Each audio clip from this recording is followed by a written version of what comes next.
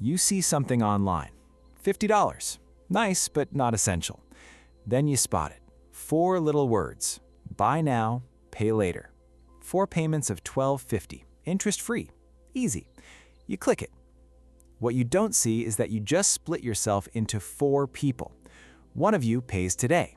The other 3, they're future versions of you, walking forward in time, each one carrying a $12.50 bag waiting for the date they'll have to hand it over. You didn't avoid the cost, you just sent pieces of it into your future. Welcome to the Wealth Architect.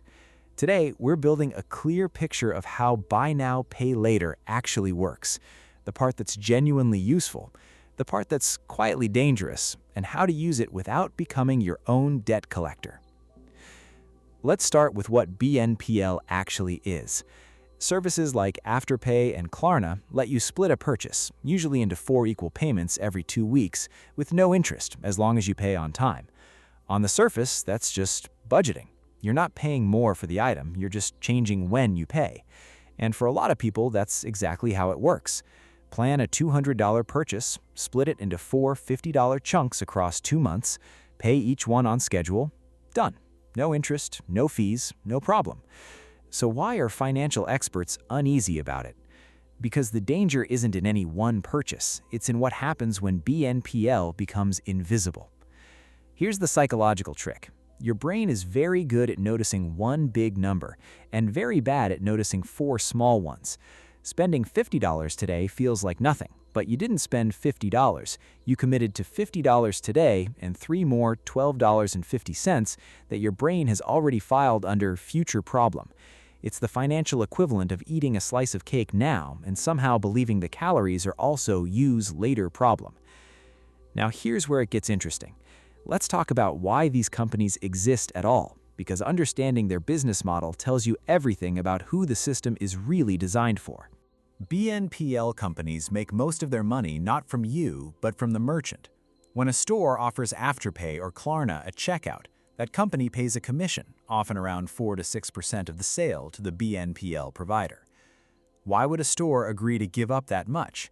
Because BNPL increases how much people spend and how often they complete a purchase instead of abandoning their cart. The store makes more sales overall, so giving up a slice is worth it to them. In other words, the BNPL company's real customer is the retailer. You are the product that makes the retailer's investment pay off. That doesn't make BNPL evil, but it does tell you the entire system is engineered to make spending feel effortless. That's not an accident. That's the business model. Now let's talk about the part that actually causes financial damage, and it's not late fees, it's stacking. Picture this. You use Afterpay for a $200 jacket. 2 weeks later, Klarna for a $150 pair of shoes. A week after that, Affirm for a $400 laptop accessory bundle. Each individual plan looks manageable. $50 here, $37 there, $100 there. But now look at your calendar. In any given week, you might have payments due from 3 or 4 different apps to 3 or 4 different companies, and none of them can see each other. Your bank doesn't flag it as debt the way a credit card does. Your credit report, for most BNPL providers, doesn't show it either. So there's no single place where you can see, this week I owe $340 across 5 different apps. Each company only sees their own slice. You're the only one holding the full picture, and most people aren't tracking it closely enough to have the full picture. This is how someone with a stable income who's never missed a credit card payment in their life can suddenly find themselves short on rent, not because of one bad decision, but because of 6 small, individually reasonable decisions that all came due in the same 7 days. So, is BNPL bad? No. Used well, it's a genuinely useful tool. Interest-free, short-term financing that, if you pay on time, costs you nothing extra. The problem isn't a tool, it's using it without a system. Here's the framework. Before you click Buy Now, Pay Later, ask where this payment is going to live. Not figuratively, literally. Open your calendar or your budget app and write down the exact dates and amounts of all 4 payments right now before you complete the purchase. If you can't immediately tell me how much total BNPL debt you currently have across all apps, that's your signal to stop and check before adding more. A simple rule that works for most people: never have more than one active BNPL plan running at a time. Finish paying off one before starting another.